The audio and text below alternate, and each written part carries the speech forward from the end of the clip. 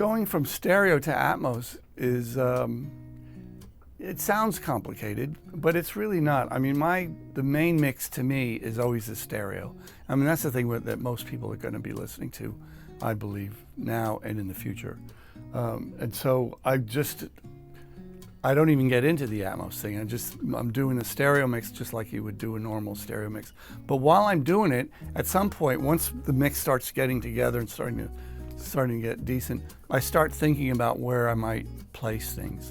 And so while I'm listening to the stereo, I'll actually go up there and go, okay, well, it might be good if this guitar is in the left rear, or the string section could be in the back speakers or something like that, or these acoustic guitars might go in the side speakers. And so as I'm doing the stereo mix, every now and then I'll go up and assign channels, even though I'm not hearing them yet.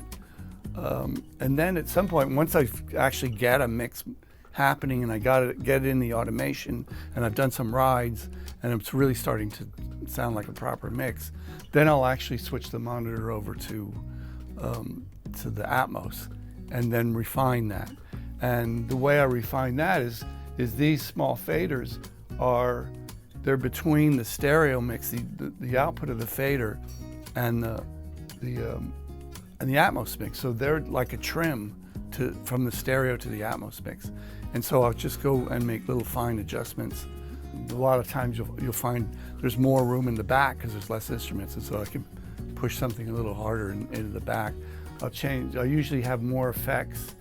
The effects are returning on separate channels, so I can push a bit more into the rear channel sometimes, or the sides. And so that's it. It's pretty straightforward once you get used to it. And not only that, but people don't realize that they can do that same thing in most DAWs.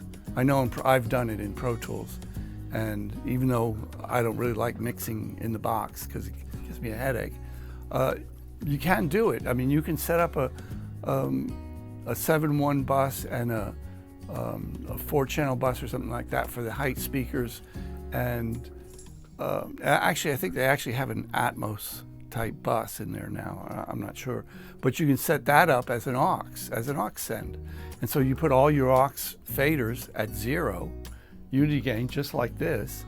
So you have your stereo mix going just like normal, and now you have all you have to do is do a pan for your Atmos mix, and it's pretty simple. I mean, it gets to be a lot to think about maybe, but once you get used to it, it's really easy and really fun too.